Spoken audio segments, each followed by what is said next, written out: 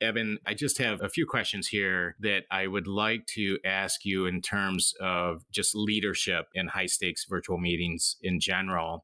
You've mentioned you've been with Schwartz for what, 30 years, you said? 30 Which years, is yeah. which is pretty cool. But yeah, how has Schwartz and Associates redefined leadership skills in the context of virtual meetings? Well, the word redefine may be ambitious. I would say in many ways, we've tried to take things back to some fundamentals. And so, what we've been doing is just teaching people the simplicity of how to set up high stakes meetings for success. Uh, Mhm. as you know, in a high stakes meeting, most of what makes it go well is everything you did before you show up. And so there really are, in many ways, five fundamentals that we're working with people on. The first one is the importance of framing. I don't know, I think you're in Michigan right now. I'm in Denver. So the metaphor we like to use in a high stakes workshop meeting, or you could apply this to a project or a task force you're leading, is the metaphor of a plane flight. I'm here in Denver. It takes about 50 seconds from the time they hit the jets to wheels up. That's where most of the plane crashes start in meetings. Right? Once the plane's in the air, if you've done a good job of designing the flight plan, we're going to get to Detroit airspace. The second place we get plane crashes is on landing. So really, I don't think we've redefined things as much as just simplified five things that anyone can do. And that's what we're training them to do. And it starts with being really good at setting meetings up for success. And we can get into some of the other specifics, but it's just more about the fundamentals than redefining leadership per se. So interesting. And I think we'll certainly dive into that one a little bit more. But can you discuss some specific challenges that leaders face in virtual settings and how your approach addresses these? Yeah, one of the practical challenges is we know everyone knows 95% of communication is nonverbal.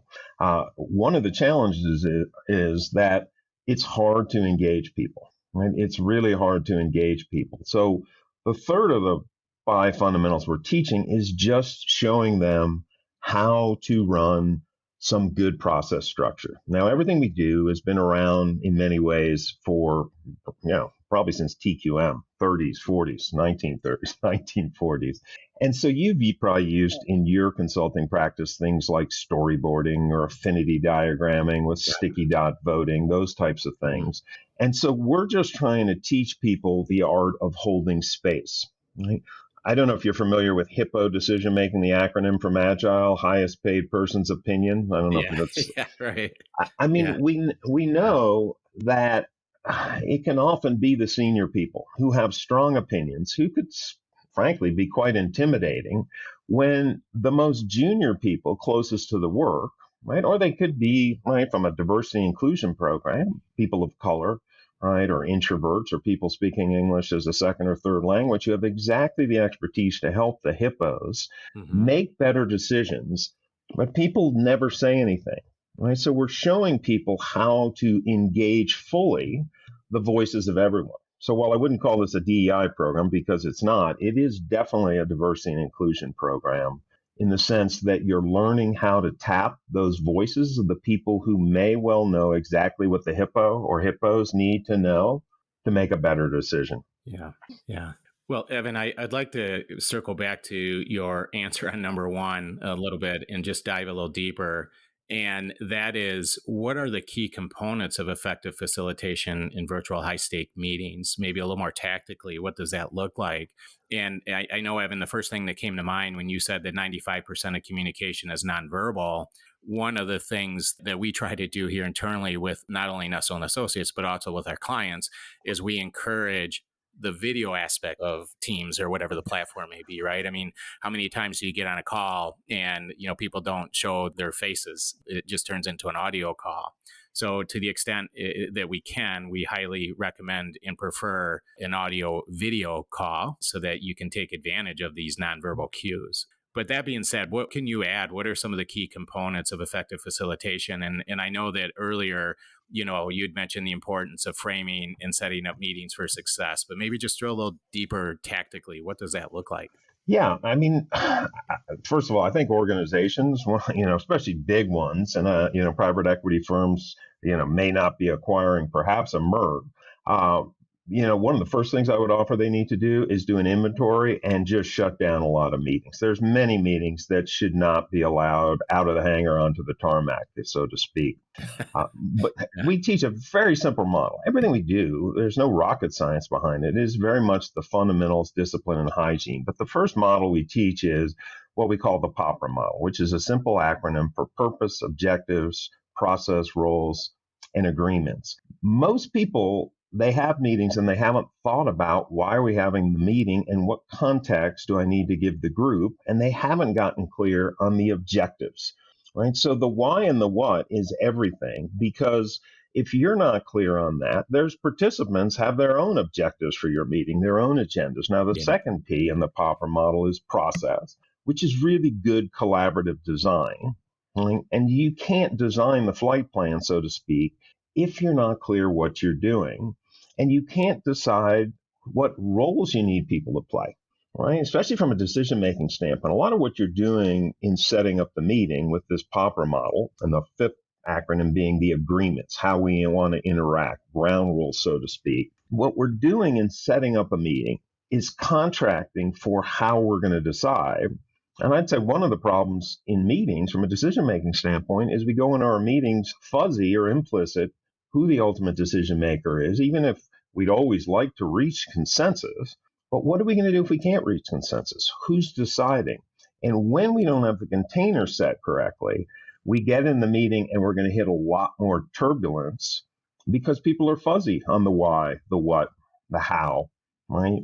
Who's going to do what to whom and in what way we need to interact. And so that's the simplest thing, is to have a lot more discipline on the front end of the meeting, and all that needs to be figured out before you show up. Yeah, I like that, Evan, having that discipline on the front end of the meeting. And to your point, understanding going into the meeting, here's my purpose, the objectives, here's my roles, here's our key decision or the agreements that we have to make. But obviously that's a major part of the equation. And we've been in meetings before where they take that deliberate intent on the front end of the meeting to establish those points, but they don't execute against that, right? Next thing you know, you get into a meeting and it goes into a tangent.